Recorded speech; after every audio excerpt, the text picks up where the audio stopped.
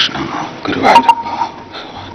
ലോകസഭയിലെ അംഗമായി തെരഞ്ഞെടുക്കപ്പെട്ടിരിക്കുന്ന സുരേഷ് ഗോപിയായ ഞാൻ നിയമപ്രകാരം ഏർപ്പെടുത്തപ്പെട്ട ഇന്ത്യൻ ഭരണഘടനയോട് യഥാർത്ഥമായ വിശ്വാസവും കൂറും പ്രദർശിപ്പിച്ചു കൊള്ളാമെന്നും ഇന്ത്യയുടെ പരമാധികാരത്തെയും അവിഛിന്നതയെയും നിലനിർത്തിക്കൊള്ളാമെന്നും ഏറ്റെടുക്കുവാൻ പോകുന്ന കർത്തവ്യം വിശ്വസ്തമാംവണ്ണം നിർവഹിച്ചു കൊള്ളാമെന്നും ദൈവത്തിൻ്റെ പേരിൽ പ്രതിജ്ഞ ചെയ്തു കൊള്ളുന്നു.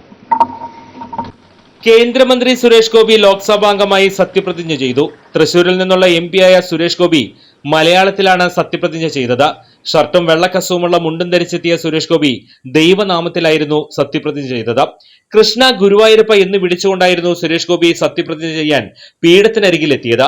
മന്ത്രിമാരിൽ 43-ാമനായിട്ടായിരുന്നു സുരേഷ് ഗോപിയുടെ സത്യപ്രതിജ്ഞ.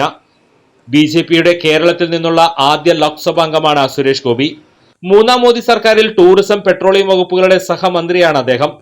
74,686 വോട്ടിന്റെ ഭൂരിപക്ഷത്തിനായിരുന്നു തൃശൂരിൽ സുരേഷ് ഗോപിയുടെ ജയം.